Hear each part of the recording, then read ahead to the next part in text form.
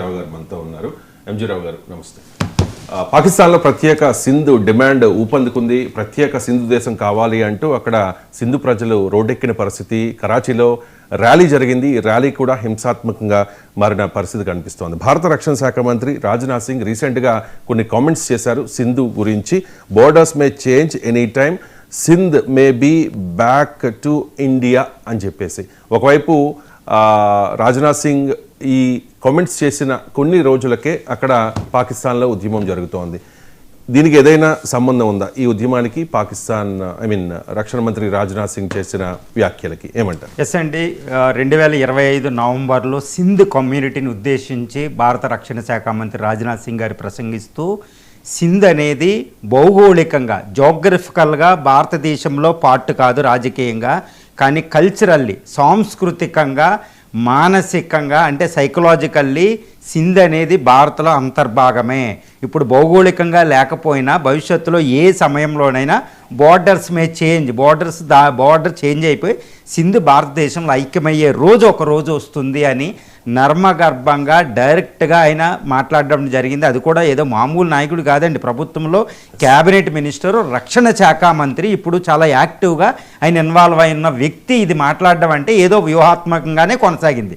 మరి దీనికి కొనసాగింపే అన్నట్టు కేవలం నవంబర్లో అది జరిగితే కేవలం ఒక నెలలో, అంటే నెల కూడా కంప్లీట్ అవ్వకుండానే డిసెంబర్ 7వ తారీఖున ఈ సింధ్లో అతిపెద్ద ఫెస్టివల్గా సింధ్ కల్చరల్ డే అనే ఒక ఉత్సవం జరుగుతుందన్నమాట. కరాచీ మిగిలిన సిటీలో, కరాచీ హైదరాబాద్ మిగిలిన సిటీల్లో, హైదరాబాద్ అంటే సింధ్లో ఒక హైదరాబాద్ కూడా ఉంటుందండి మన హైదరాబాద్ లాగా.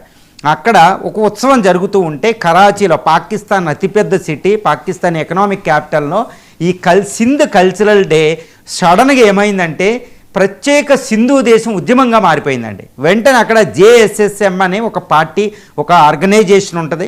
ఆర్గనైజేషన్ లీడర్ కూడా ఇది డిమాండ్ చేయడం జరిగింది, మాకు ప్రత్యేక సింధు దేశం కావాలి అనుకుంటూ ఒక పెద్ద ఉద్యమంగా మారిపోయి అది ఒక వైలెంట్ ఉద్యమంగా మారిపోయింది. పోలీసులు కాల్పులు జరపడం జరిగింది, లాఠీ చార్జీ చేయడం జరిగింది, టీర్ గ్యాస్ ఉపయోగించడం జరిగింది, బాష్పగోళాలు అవి, ఎంతోమంది గాయపడడం కూడా జరిగింది. అసలు ఈ ఉద్యమాన్ని పోలీసులు కంట్రోల్ చేయలేని దశకి వెళ్ళిపోయింది.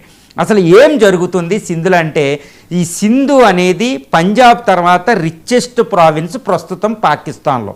తర్వాత జనాభా పరంగా పంజాబ్ ప్రావిన్స్ తర్వాత 2వ అతిపెద్ద రాష్ట్రం కూడా సింధు ప్రావిన్స్ అనేది. చాలా కీలకం. అందులో కరాచీ, పాకిస్తాన్లో అతిపెద్ద సిటీ కరాచీ ఉంటుంది. కరాచీ అతిపెద్ద పోర్ట్ అక్కడ ఉంటుంది, గేట్వే ఆఫ్ పాకిస్తాన్ అని పిలుస్తారు. సుమారు 5.5 కోట్ల మంది జనాభా ఉంటుందండి. 1.4 లక్షల చదరపు కిలోమీటర్లతో ఉంటుంది. అంటే పాకిస్తాన్లో సుమారు 20% భూభాగానికి ప్రాతినిధ్యం వహిస్తుంది. ఈ సింధ్ అనేది భారతదేశంలో గుజరాత్తో, రాజస్థాన్తో కలిసి ఉంటుంది అనమాట. ఇంత కీలకమైన ప్రాంతం, అది కూడా కరాచీ ఎక్కువ లార్జెస్ట్ పోర్ట్ ఉన్న ప్రాంతం, ఒక ప్రత్యేక దేశం అనేది అప్పటికి పాకిస్తాన్ షేక్ అయిపోయిందనమాట. ఎందుకంటే అంత ఈజీ కాదండి, ఏదో Balochistan, north western frontier province, under developed reason, tribal ఏరియాల్లో ప్రత్యేక దేశం అంటే అది వేరే.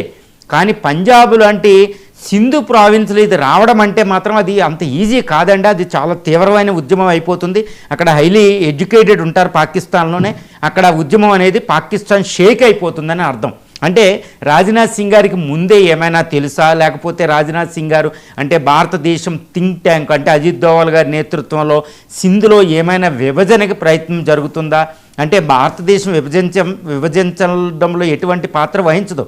కానీ రాజ్నాథ్ సింగ్ గారు ఇచ్చిన ఈ స్టేట్మెంట్తో ఇది సింధు ప్రావిన్స్కి సంబంధించి ఆయన చాలా లోతుగా వెళ్ళడం జరిగిందనమాట ఆయన మాటల్లో.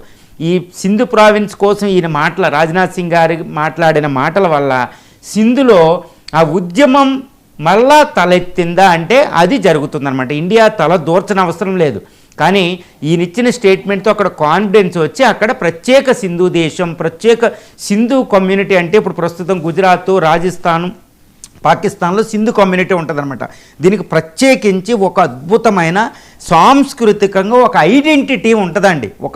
ఒక అద్భుతమైన ఐడెంటిటీ ఉంటుంది, దానికి ఒక గుర్తింపు ఉంటుంది. ఫర్ ఎగ్జాంపుల్ మహాభారతంలోకి మనం వెళితే, మహాభారతంలో మనకి గుర్తుంటుంది, మనకి వీళ్ళు ఎవరెవరు వచ్చారో అక్కడ నుంచి. మహాభారతంలో శల్యుడు పైకన మాద్రా కింగ్డమ్ అని పైకన సింధు పైనే ఉంటుంది. అది అక్కడ రాజస్థాన్ డిజర్ట్ ఈ ప్రాంతం అంతా, అక్కడ నుంచి మాద్రా శల్యుడు వస్తాడు. తర్వాత శల్యుడు అర్జునుడు సంహరించిన ఈ సింధు రాజే, ఎవరో ద్రౌపదిని చెరబట్టపోతే సింధు రాజు అభిమన్యుడు మరణానికి కారణమైతే ఆ సింధు రాజునే అర్జునుడు సంహరిస్తాడు. మహాభారతం నుంచి సింధు రాజు అంటే అక్కడ మనకి చాలా ప్రాముఖ్యత ఉంటుంది మహాభారత కాలంలో. పైన గాంధారి రాజ్యం, రామాయణ మహాభారతాల్లాగా. ఆ తర్వాత ఇండస్ వ్యాలీ సివిలైజేషన్, సింధు నాగరికత. అసలు సింధు నాగరికత సింధు నది పేరు మీదే ఇది వచ్చింది. ఇప్పటికీ సింధు నది ప్రపంచంలో ఒక అతిపెద్ద నది అయిన సింధు నది డెల్టా ప్రాంతం కరాచీ ప్రాంతంలో ఉంటుంది. రిచెస్ట్ ప్రావిన్స్ అండి. కానీ పాకిస్తాన్లో అభివృద్ధి లేక వెనకబడిపోయింది. మొత్తం సింధు రాష్ట్రం యొక్క జీడిపి అంతా కలిపితే హైదరాబాద్ అంత జీడిపి ఉంది. ఏది తెలంగాణలో ఉన్న హైదరాబాద్ అంత జీడిపి అంటే ఎంత వెనకబడి ఉందో ఆ ప్రాంతం చూడండి. అంత రిచ్ ఉండి అది కూడా ఏదో మనకి సింధు నది రివర్ డెల్టా ప్రాంతం ఎలా ఉండాలండి, కానీ అది వెనకబడిపోయిందని చెప్పడానికి దాని జీడిపి $100 బిలియన్, హైదరాబాద్ అంత జీడిపి ఉండడం అనమాట. కాబట్టి ఈ ప్రాంత ప్రజలు వ్యాపారంలో అగ్రగణ్యులు అనమాట. గుజరాత్ లాగా గుజరాత్ అనేది చాలా ముందుకు వెళ్ళిపోయింది. గుజరాత్ ఇప్పుడు జీడిపి చూస్తే సుమారు $400 బిలియన్ ఉంటుంది. దానికంటే అద్భుతంగా 4 రెట్లు ఉంది ఒక గుజరాత్. మరి అది ఎలా ఉండాలి, ఎందుకు అలా ఉంది అంటే వెనకబడిపోయారు. అందుకే ప్రత్యేక దేశాన్ని కోరుకుంటున్నారు. ఇప్పుడు పాకిస్తాన్ అసీం మునీర్ ఇప్పుడే 27వ రాజ్యాంగ సవరణ చట్టం ద్వారా అత్యంత శక్తివంతమైన పర్సన్గా ఆల్మోస్ట్ పాకిస్తాన్కి రూలర్గా వచ్చేసాడు. ఆయనకి స్వాగతం పలుకుతున్న అతిపెద్ద ఉద్యమమే సింధు. ఇప్పుడు దాకా బలూచిస్తాన్లో ఉంది, బలూచిస్తాన్ లిబరేషన్ ఫ్రంట్ BLA. అక్కడ తీవ్రమైన ప్రత్యేక దేశ ఉద్యమం జరుగుతుంది. నార్త్ వెస్టర్న్ ఫ్రాంటియర్ ప్రావిన్స్లో జరుగుతుంది. ఆఫ్ఘన్తో గొడవలు జరుగుతున్నాయి. అదేవిధంగా ఇప్పుడు సింధులో గొడవలు అవుతున్నాయి, POKలో గొడవలు అవుతున్నాయి. అంటే పాకిస్తాన్ ఏమవబోతుంది, 5-6 ముక్కలుగా పాకిస్తాన్ విభజన జరుగుతుంది. గుర్తుపెట్టుకోండి, ఇప్పుడు దాకా పాకిస్తాన్ని భారతదేశం ట్రీట్ చేసిన విధానం వేరు, ఇప్పుడు నుంచి ట్రీట్ చేయబోయే విధానం వేరు. గుర్తుపెట్టుకోవాలి. అప్పుడప్పుడు అజిత్ దోవల్ గారి నోట్లోంచి మాటలు వస్తాయి, రాజ్నాథ్ సింగ్ గారు నోట్లోంచి మాటలు వస్తాయి, జైశంకర్ గారి నోట్లోంచి మాటలు వస్తాయి, ప్రైమ్ మినిస్టర్ మోడీ నోట్లోంచి కూడా మాటలు వస్తున్నాయి. ఆర్మీ జనరల్ ఎప్పుడు మౌనంగా ఉండే భారత ఆర్మీ జనరల్, CDF నుండి నేవీ ఎయిర్ చీఫ్ మార్షల్ నుంచి నోట్లు వస్తున్నాయి. ఇవన్నీ డాటెడ్ అంతా మనకు కనెక్ట్ చేస్తే ఏదో ఒక అద్భుతమైన వ్యూహం భారత దగ్గర జరుగుతుంది. ఏంటి అంటే ఇప్పటివరకే పాకిస్తాన్ అటాకులు చేస్తే, తీవ్రవాద అటాకులు చేస్తే మన కాశ్మీర్ మీద మన ఇండియా అంతా ఒక స్లీపింగ్ సెల్స్ పెట్టి ఇష్టం వచ్చినట్టు దాడులు చేస్తుంటే మనం కాసుకునేవాళ్ళు. Only we have been defending whatever the attacks from the Pakistan. ఇప్పటివరకు డిఫెండ్ చేసుకున్నాం, రక్షణాత్మకమైన వైఖరితో ఉన్నాం. కానీ ఇప్పుడు నుండి పహల్గామ్ ఆపరేషన్ సింధూర్ తర్వాత ఇది అఫెన్సివ్గా మారింది, అటాక్ చేయడం మారింది. మన దగ్గర భారతదేశాన్ని విభజించాలంట వాళ్ళు, భారతదేశం విభజిస్తారా వాళ్ళు, పాకిస్తాన్ విభజన జరుగుతుంది. ఇప్పుడు అది వ్యూహం. అంటే పాకిస్తాన్ 4-5 ముక్కలుగా అయిపోతుంది. ఇందిరా 1971లో బంగ్లాదేశ్ విభజన వల్ల చాలా ఉపయోగకరం జరిగింది. ఇంకా మళ్ళీ పాకిస్తాన్కి బుద్ధి రాలేదు, అణ్వాయుధాలు తెచ్చుకుని ఇది అటాక్ చేస్తూనే ఉంది. ఒక చిన్న దేశం, ప్రపంచంలో అతిపెద్ద ప్రజాస్వామ్య దేశం, అతిపెద్ద దేశాన్ని, ఒక సూపర్ పవర్ లాంటి భారతదేశాన్ని అది విభజించాలనుకుంటుంది. ఇక క్షమించడానికి కుదరదు అనేది భారత విధానం. అందుకే అజిత్ దోవల్ లాంటి థింక్ ట్యాంకర్స్ ఇప్పుడు పాకిస్తాన్ అటాక్ చేసాక ఊరుకోకుండా మనమే అటాక్ చేస్తున్నాం. అఫెన్సివ్ అంటే పాకిస్తాన్లో విభజనకే దారితీస్తుంది. అక్కడ విభజనలకి మనం మాటల ద్వారా ఇస్తున్నాం, ఇంకా చేతల్లోకి వెళ్ళలేదు. చేతలు వచ్చేది ఎలా ఉంటుందో చూడండి. POK మనలో విలీనం అవ్వాలి, BLO ప్రత్యేక దేశం అవ్వాలి, సింధు వచ్చి ఇండియాలో కలవాలి, పంజాబ్లో మన పంజాబ్ వచ్చి మళ్ళీ మనకు కలవాలి. పంజాబ్ అనేది గుర్తుపెట్టుకోండి, పంచనదులు భాగం, సింధు నది ఉపనదులు, అది విభజించాడు బ్రిటిషోడు. ఏం చేశాడు, మనకి 2 రెక్కలు ఉంటాయి, ఇది పంజాబ్, ఇది బెంగాల్, రెండింటిని విభజించాడు వాడు. అందువల్ల మనం భారతదేశం వీక్ అయింది. ఇప్పుడు మళ్ళా అఖండ భారత్ అంటే పంజాబు, సింధు, గుజరాత్ మరాఠలాగా మనకి సింధు నది కలిసే ప్రాంతం అంతా భారతదేశంలో ఐక్యం అవ్వాలి. గంగా నది ప్రాంతం, బ్రహ్మపుత్ర నదులు ఉన్న డెల్టా మనలో ఐక్యం కావాలి. అది అఖండ భారత్, అది రిచెస్ట్ ఇండియా అవ్వడానికి సూచిక అదే. ఈ ప్రాంత ప్రజలు కోరుకుంటున్నారు. చూడండి, సింధు ప్రజలు కోరుకుంటున్నారు, బెలూచిస్తాన్ ప్రజలు కోరుకుంటున్నారు, POK ప్రజలు ఇండియాలో కలవాలని కోరుకుంటున్నారు. గుర్తుపెట్టుకోండి, మతాలకు అతీతంగా జరుగుతుంది.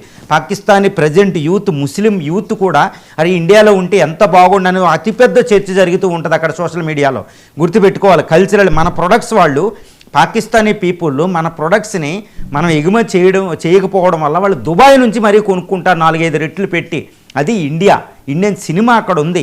ఇండియన్ రామాయణ మహాభారతాలకు ఆఫ్ఘనిస్తాన్ నుంచి ఇదంతా ప్రాముఖ్యత ఉంది. ఇదే అఖండ భారత్ అండి, ఇది సాంస్కృతికంగా కలిసి ఉంది. ఇప్పుడు సింధు అనేది ఒక ప్రత్యేక దేశం అవుద్ది అనుకుంటారు, దేశం కాదండి, భారతదేశంలో కలవబోతుంది. ఎందుకంటే అది ఒక అంతర్భాగం, గుజరాత్, మహారాష్ట్ర, రాజస్థాన్తో అంతర్భాగం. సింధీ కమ్యూనిటీ అనేది అంతర్భాగం. సింధీ అనే ఒక ఆవు గేదెలు ఉంటాయి, ముర్రా జాతులు, అక్కడ చూడండి, ఆ పేర్లు చూడండి. సింధు నది ఉంటుంది, థార్ డెజర్ట్ ఉంటుంది. భౌగోళికంగా, సాంస్కృతికంగా, ఆర్థికంగా అన్ని విధాలుగా కేవలం బ్రిటిషోడ బోర్డర్ ఒకటి రచించాడంతే, ఏమీ లేదు. మళ్ళీ ఇది కలవడం అనేది మామూలుగా జరిగే ఒక పరిణామం, అది చరిత్రలో జరుగుతుంది. చరిత్రలో చిన్న చిన్న దేశాలైనా ఎప్పుడున్నా అఖండ భారత హిమాలయాల పైన కింద హిందూ మహాసముద్రంలో మధ్యలో ఉంటుంది. సింధు నది ప్రత్యేక దేశం అనుకుంటున్నారు, ప్రత్యేక దేశం కాదండి, ఇండియాలో కలిసిపోబోతుంది. అది కూడా 1-2 సంవత్సరాల్లో మనం చూడబోతున్నాం.